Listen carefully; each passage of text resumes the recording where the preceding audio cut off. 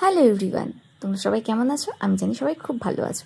তো আজকে তোমাদের সাথে একটা নতুন ব্লগ শেয়ার করবো। তোমরা যেহেতু অনুষ্ঠান বাড়ির ব্লগ ভীষণ পছন্দ করো, তাই আজকের ব্লগটা তোমাদের জন্য শুধুমাত্র।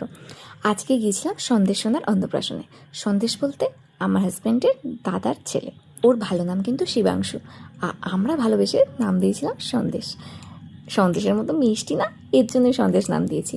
প্রথমে এই গরমে ওর এত অস্বস্তি হচ্ছিল, এর জন্য একটু একটু কেঁদে উঠেছে, কিন্তু ক্যামেরা দেখে বেশ ভালো পোজ দিয়েছে এইটুকু পুচকেটা। আমরা সবাই মিলে ছবি তুলে তারপর চলে গেলাম ডাইরেক্ট স্টার্টার কাউন্টারে। প্রথমেই বলি স্টার্টারে কী কী ছিল। প্রথমেই ছিল ভেজ পকোড়া, তার সাথে crispy chilli baby corn, jalebi with rabri, সাথে হচ্ছে কফি অ্যান্ড কোল্ড ড্রিঙ্ক।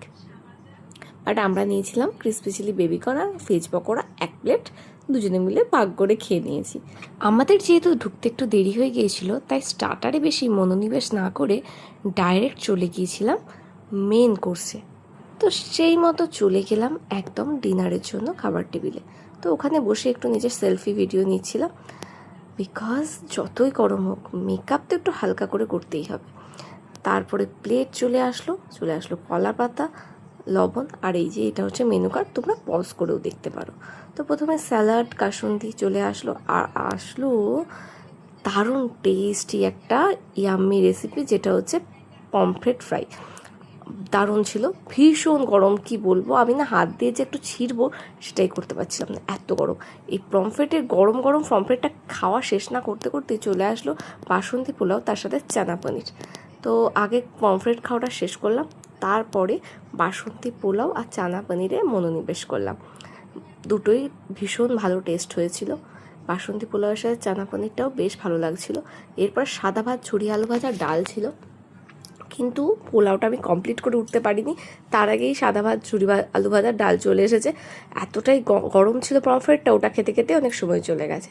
সাথে ছিল আলুর পোস্ত। ব্যাস, ডাল আলুর পোস্ত দিয়ে প্রত্যেকটা বাঙালিই খেতে ভালো লাগে, সেটা সবাই জানা কথা। তো আমিও ডাল আলুর পোস্ত দিয়ে একটু ভাত খেলাম। তারপরে চলে আসলো একদম গরম গরম গলদা চিংড়ির মালাইকারি। প্রত্যেকটা খাবারই সার্ভ করা হয়েছিল ভীষণ গরম গরম। এবারে মালাইকারির মশলাটা ভালো করে মেখে ভেতর থেকে চিংড়ি মাছটা খুলে ব্যাস দারুণ করে একদম খেলাম। একটুখানি পোলাও রয়ে গিয়েছিল আমার পাশে, তো ওটা দিয়ে মালাইকারি দিয়ে খেতে দারুণ লেগেছে। তারপর সাদা ভাতের সাথে নেক্সট আইটেম ছিল এই বর্ষার জন্য সবথেকে জমজমাট স্পেশাল আইটেম, ইলিশ পাতুরি। এটাও ভীষণ টেস্টি হয়েছিল, কি বলবো, ইলিশ পাতুরির টেস্টটা যা সুন্দর না, আর পিসগুলো একদম পারফেক্ট ছিল, ভীষণ ফ্রেশ। আমার খুব ভালো লেগেছে ইলিশ